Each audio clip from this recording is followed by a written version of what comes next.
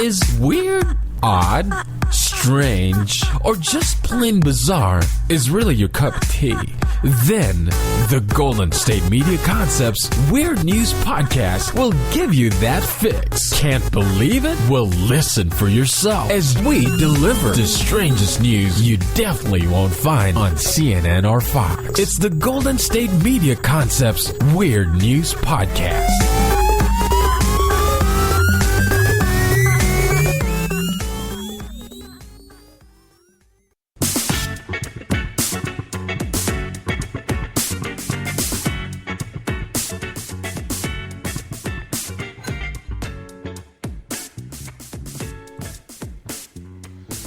Hello and welcome to the GSMC Weird News Podcast, brought to you by the GSMC Podcast Network.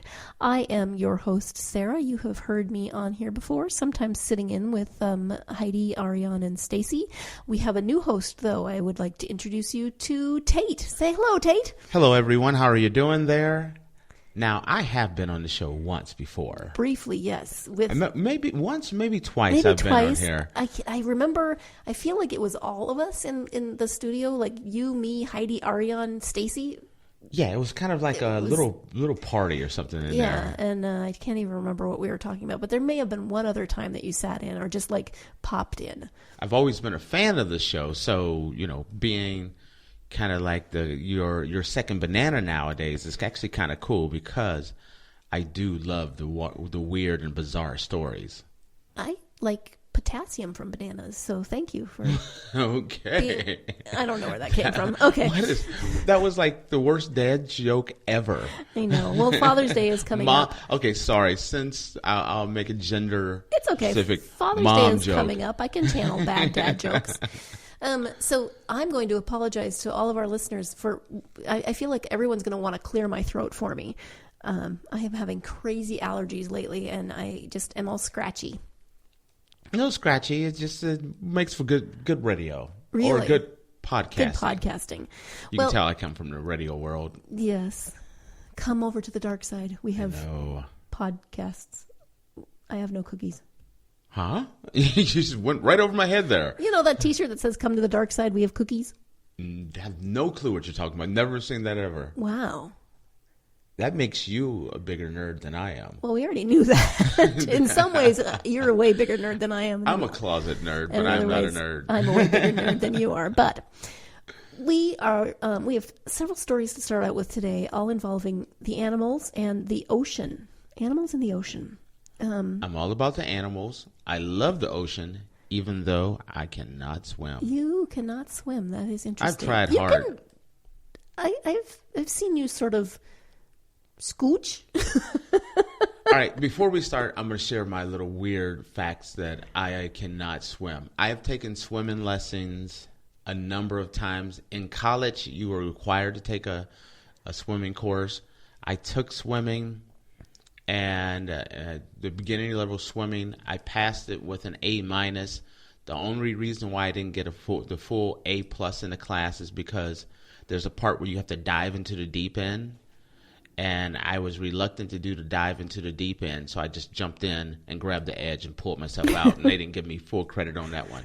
Yeah. Passed swimming with an A or an A-. And then I took swimming again, even though I can't swim. And cannot. I have tried so many times. I've had so many people have tried to teach me. I can propel myself through water, but I'm just never on top. I'm just always like below ground, I'm like a submarine. I can glide if I can glide along the bottom like nobody's business. I've even won races swimming underwater, but can't take a breath. You're a little weird. A little weird news. Weird news host. About weird. Yeah. Me.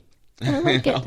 Okay, so each host should have to bring their own weirdness to the podcast when they, introduce themselves and say why they're weird. And so there you go. And everyone, they don't know me that well, so they need to learn a little bit about Tate and the fact that I can't swim, but I can propel myself through water. True story. So I'm dangerous enough to get drowned. Great. Well, I'm hoping you would have stayed out of the water then in this first story. Okay, Although animals in water. It was Let's hear shallow. it. So this one comes to us from Queensland, Australia. A man named Greg McInnes was walking on the beach and saw a group of sharks had corralled a bunch of fish in the shallows, like they do, because, sharks, they eat. But the weird thing about this story is that not only were the sharks in there, but a pack of 4 dogs had jumped in and seemed like they were playing with the sharks, or they didn't seem to be aggressive towards the sharks. They just seemed to be playing with the sharks. It just seemed like a fish, kind of like fish block party. They saw the party going on.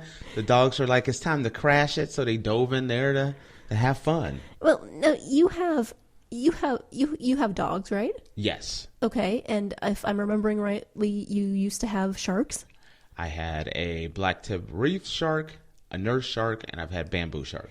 Now, obviously, when you have a shark in your home, you have it in an aquarium of some sort. I was just going to say, in a very, very large aquarium. Right. This isn't a shark squashed into a 10-gallon aquarium or something. No. But I'm guessing that you would not have had an open aquarium wherein the dogs could be like, oh, look, that looks fun. I'm going to go jump in there.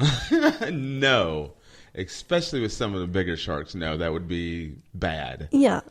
So the interesting thing I thought about this was in the video, off camera, you can hear people, possibly owners, I don't know, calling to the dogs to come out of the water. And the dogs just are like, no, we're good. They don't come out. Well, they're having a good time. Now, one of the things when I saw this story that I thought about it immediately is it doesn't tell you what kind of sharks. Correct. And for the average person who hasn't dealt with sharks or know anything about sharks, most sharks, a lot of sharks are not as aggressive as people think. Everyone thinks of Jaws and great white sharks and that they're going to come through and eat you. Mm-hmm. But if you think about how many times different vacation spots will take you and go swim with the sharks, that's because a lot of those sharks aren't really looking to snack on you because you're not their preferred food.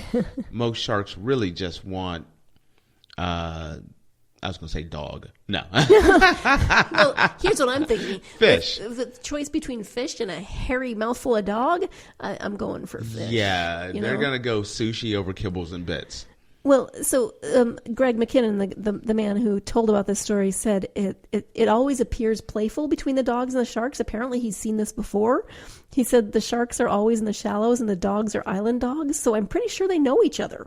Yeah, they know what they're doing. It's kind of like once if you're used to, like back in the days, I hate to bring up a bad story, but like Crocodile Hunter, he was very comfortable with alligators. Yeah. So, he was very at home with them. I hate to bring up that because it ended kind of tragically, but it wasn't an alligator that got him. It was a stingray. Mm-hmm. Not meaning to bring up a bad story. One of my all-time favorite guys. So where were you going with that? It's just that once you get used, he's used to dealing with them. Like the dogs were used to dealing with the sharks. Right. So they see them jumping in there, corralling in fish. They're like, oh, let's mess up their meal. And they dove in there and just started, just playing around because they're used to them. They're island dogs. I just like the sentence. So I'm pretty sure they know each other. Okay, now somebody needs to make a movie out of this. I'm done with Sharknado and all the other ones, so I do not even want to see this movie. No, not a sweet, animated film about island dogs and their buddies, the sharks. I'm hanging with Life of Pets. That's where I'm drawing the line. Oh, well. No island dogs. Okay. Well, it's almost time for us to go to our first break. We do have a little bit of time. Do you have any follow-up comments on dog versus shark? If it was a cage match, I would take the shark over the dog unless it was on dry land. Yes. I mean, if it was actually in a cage, I would take Just saying, dog. it's a cage match, but in the water. Do they actually put the octagon in the water? Yes. You realize that the UFC stood for the U is for underwater. F is for fish, underwater fish. Well, on that note, we are going to take our first break of the podcast. When we come back, we have some more ocean fishy, mammal-y kind of stories. No more under the fish and casting. UFC. It's lame. You got a You dog. accuse me of dad jokes. All right. Well, stay tuned. You're listening to the GSMC Weird News and apparently Dad Jokes podcast. We'll be back. Check out the show built around the women of MMA. From the UFC to the extreme cage fighting, we got the fights covered. Listen. It's the Golden State Media Concepts Women's MMA Podcast. The latest news of upcoming fights, discussions of previous matches. Join us as we talk to and about the biggest names in women's mixed martial arts, past, present, and future. When it's the women's fight game, you know where to listen to. The Golden State Media Concepts Women's MMA Podcast.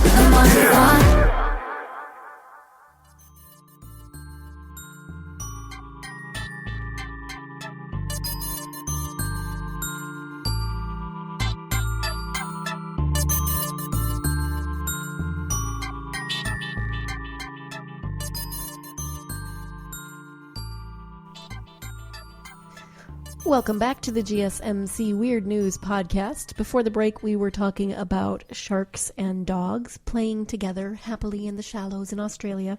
Yes, we were. Sultry sounds of sharks and dogs. I don't even know what to say to that. This next story involves a whale, but no dogs. A beluga whale that was spotted by fishermen off Norway's coast, and they spotted it, and it was wearing a harness. So, Aquaman? That's okay. Can't lie to you. That's the first thing I thought of is if a shark's wearing a harness. A whale's wearing a harness. They got to be Aquaman, and I'm not even talking about the new Aquaman movie. I'm thinking about like the 80s, 70s, and 80s. Super Friends kind of Aquaman. Okay. Well, no. So this one, the Norwegian Directorate of Fisheries posted pictures and video on social media saying white whale off the Finnmarkston coast that had tight straps fastened around its body is free. Okay, so that's good news. Free to ride, or is he free to? I think he's free from the harness. Oh, okay. Sorry, I'm like they're charging him to ride. I don't know. So he had two round straps that were fastened around the whale, and they were clipped with buckles. So now the fishermen are trained to like free whales from, like nets or ropes or something. So they keep an eye out for these things. And they saw the harness, and when they actually got the harness off and were looking at it, it said equipment of St. Petersburg. Okay. That went over my head. Am I missing something here? Well, I don't know. What do you think? If you found a harness on a whale that said equipment of St. Petersburg, what would it make you think? Nothing. Spy whale. Oh, okay. Boy, someone's been watching a little too many movies here. So, one too many spy movies. Well, so spy whale. A spy whale. So Audun Rikardson is a professor at the Department of Arctic and Marine Biology at the Arctic University of Norway, and he told the national broadcaster, "We know that in Russia they have had domestic whales in captivity, and also that some of these have apparently been released. Then they often seek out boats." So he said that he had spoken with Russian counterparts who said they did not know of any scientific projects involving belugas. They tell me that it is most likely the Russian Navy in Murmansk, he said. Oh, so he actually really could be a spy whale. It could be a spy whale. Now, it just had a harness on it. It doesn't seem like the harness was holding anything, or that it had, like a GoPro on it. Is it wrong of me? See, now I'm thinking about 007 movies, and I'm like,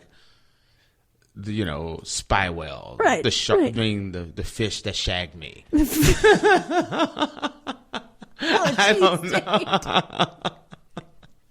That's just wrong. So I don't think we have any definitive conclusions from this, except that it did say equipment of St. Petersburg. Maybe they were doing some kind of like tracking or something, but. So this could be someone's pet beluga whale? I don't think so. He has a harness. I don't think it's like a harness that you take him for a walk on. Whenever I see my dogs and they have a harness, that's like, or you see a dog, that's someone's dog. Right. If there's a stray dog running down the street and he has a harness, it's like we got to get him and get him home. So I see the whale with the harness. I'm like, we got to take him to St. Petersburg. See, I just worry about the whale. I mean, what if they put it on and then the whale grew and then the straps were too tight and they're like squeezing in on him? That makes me sad. I thought about that as well. So I don't like when we make animals into spies. Well, I don't. Or squeeze into small harnesses. I don't know that he's a spy, but really it's a better story if the whale is a spy. Okay, I agree with you. And it turns out that animal espionage is not unknown. No, it is not. I read a story on that. They were using beetles at one point in time. Beetles? Yes. Like the bugs? Yes. Okay, tell me more. I think it was University of Davis that was working with them. No, beetles and cockroaches. I think they were using to use like technology so that they could train bugs to fly certain places and go certain places, and they would have little trackers and little monitors on them, and you could get information.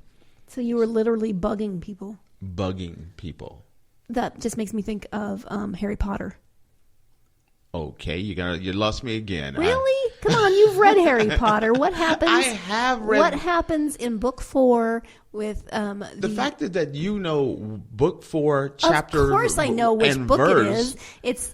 It's the Tri-Wizard Tournament, and Rita Skeeter. I didn't even know that was a Tri-Wizard Tournament. Rita Skeeter keeps getting all this information, and they're trying to figure out how she's getting these interviews and stuff. And then toward the end of the book, Hermione slaps her hand down. And she captures a water beetle that happens to be Rita Skeeter, who is an unregistered animagus. I didn't have the director's cut. I didn't get that one. I don't remember that. You have read that book multiple times, I've and read you the don't book. Remember. No, I've only read the book once. Read the book once, seen the movie twice. Okay, I'll take your word for it. Okay, so beetles are one thing, but for decades, did you know that the U.S. Navy has been training dolphins and sea lions to detect explosives at sea? Yes, I did know that. That's an interesting one. Yes, so the Marine Mammal Program is based in San Diego, and its teams have been deployed during both the Vietnam War and the Iraq War. What have you heard about it? Pretty much that they use. I knew they used them during the Vietnam. I thought Korea as well. Possibly. But I didn't think about it as far as the most recent Iraqi war. Well, when you think of Iraq, you think of desert. I don't think of dolphins and mines. No, I think of the Persian Gulf. I can see how that goes down. I understand that, but my first thought is immediately sand. So you're picturing this dolphin out on this oasis. So their work isn't just a matter of mine hunting, although they can detect explosives. They're also used to protect forces against enemy divers and to recover objects.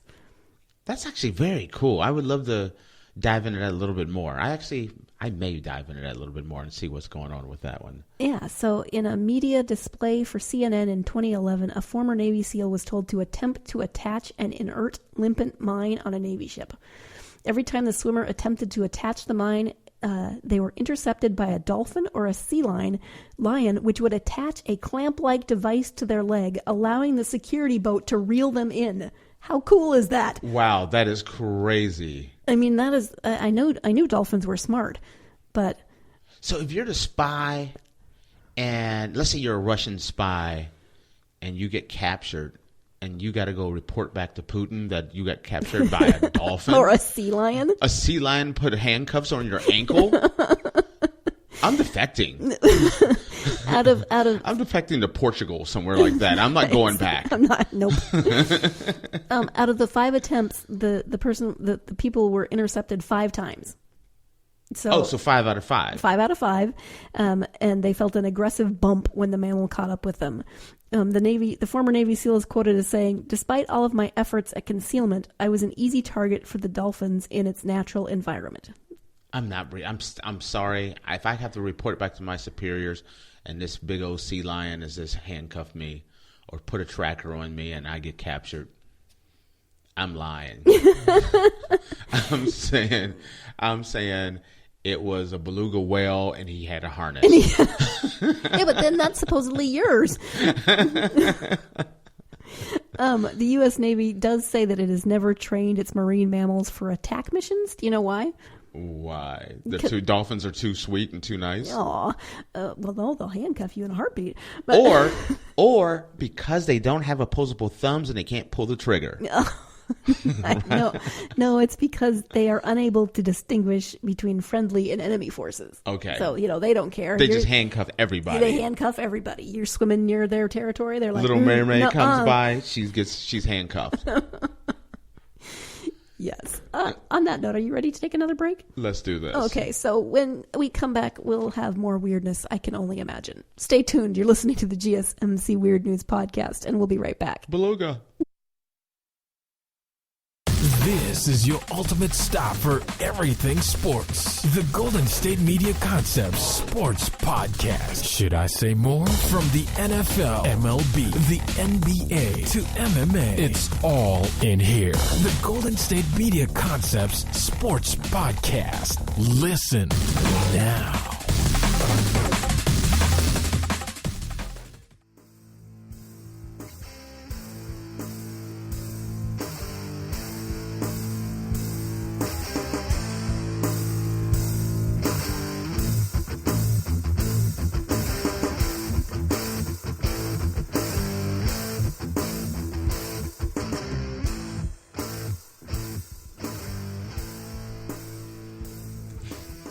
Welcome back to the GSMC Weird News Podcast. Tate, you look like you want to say something.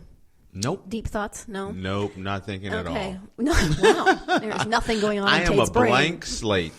Well, I'm having so much fun talking to you about animals and espionage and everything. And so we're going to do a little weird history now. Ooh, love history. I know you love history. I was a history major. How many animals served in World War I? Do you have any idea? I'm going to say, let's see. Lassie, Old Yeller, and Bugs Bunny. Three animals served in World War I. You're close. 16 million. 16 million animals? Well, think about the horses. I mean, we were still using cavalry in World War I. World War I, they were still using horses. And horse and camel mounted troops. Yes.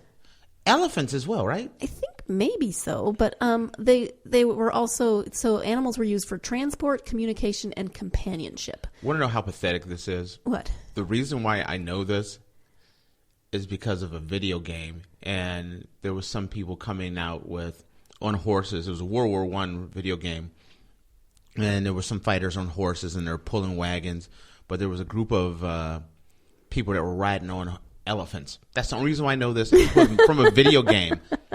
Which may or may not solid be information. Yeah, That's exactly. like getting your world news from Facebook. Okay. Not reliable. No, not usually unless you double check it. So, we had horse and camel mounted troops on the Western Front.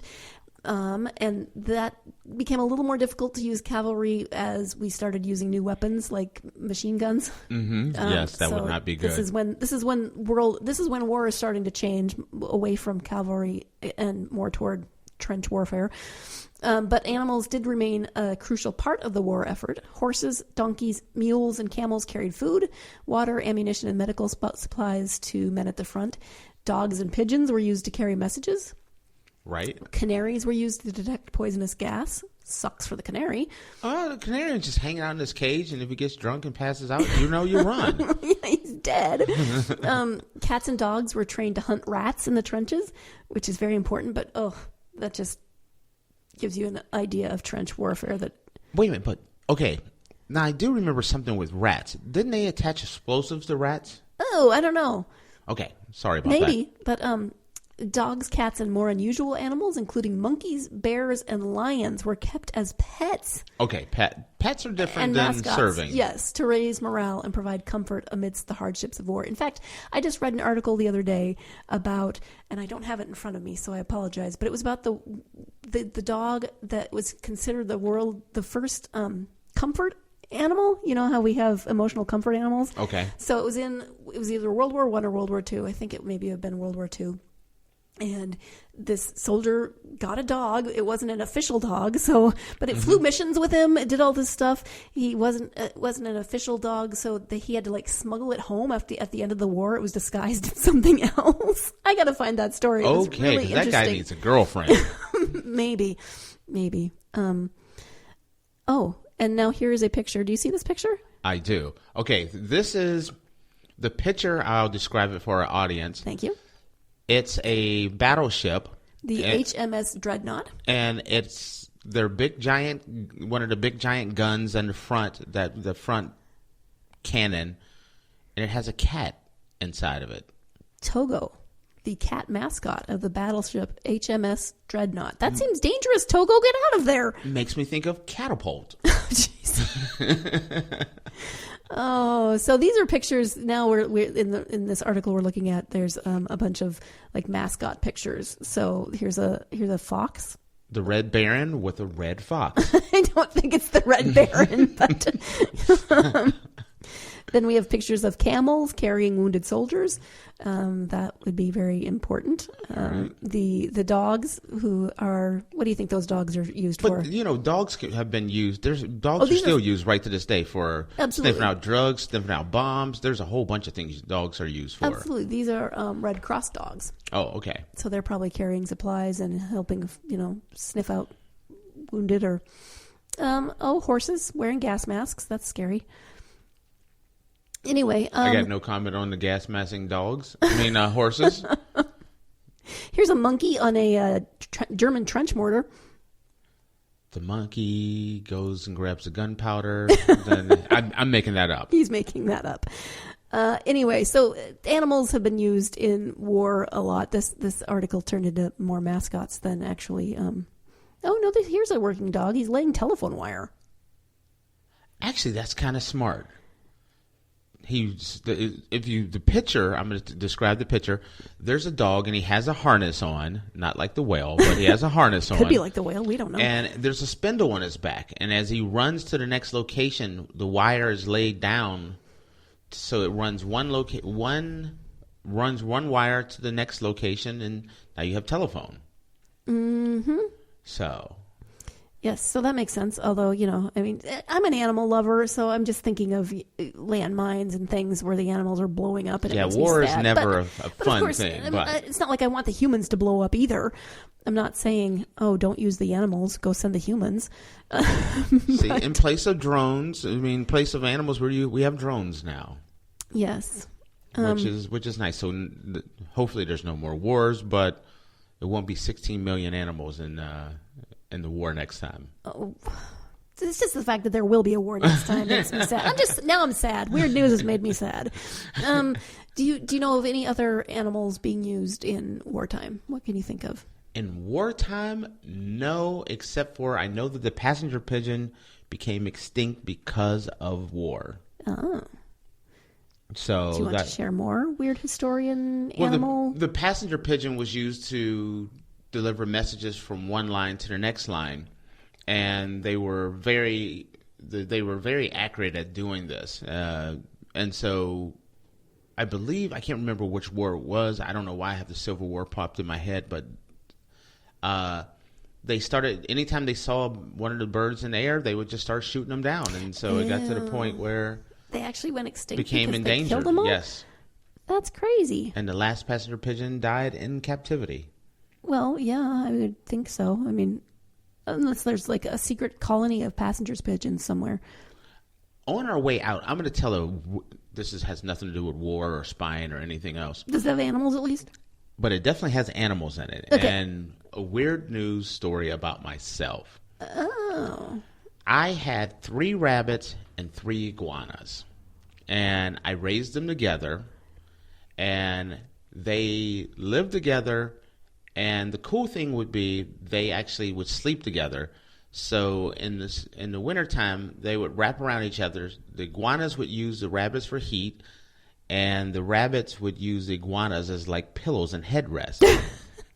So you would go to the cage, and you'd see 3 rabbits, 3 big giant iguanas, and they're all like in this little ball of love. Oh. And so this is a true story. Rabbit iguana ball of love. Yes. So I had rabbits and iguanas that lived together, and they were very happy together. Wow. On that, I thought I'd leave on a positive note on that. Well, one. I appreciate it. I was trying to see if I could find which war the passenger pigeon was made extinct in, but I was going with puppies and And fluffy bunnies is our happy way It wasn't out. puppies. It was fluffy bunnies and iguanas. You don't even remember what story you were telling. No, I'm just saying as far as having a nice, fluffy, sweet ending. No, we are going to end on the what did you call it? The pile o' love? The bundle o' love? The ball of the love. Ball o' love. Not the extinction of a species. See, you brought it up again. Well, we're glad you listened to this episode of the GSMC Weird News Podcast. Please try to keep that furry little bundle of love, ball o' love, in your head as we leave. And please join us again next time when we will bring you more random weird news stories as we find them. Good night, peeps.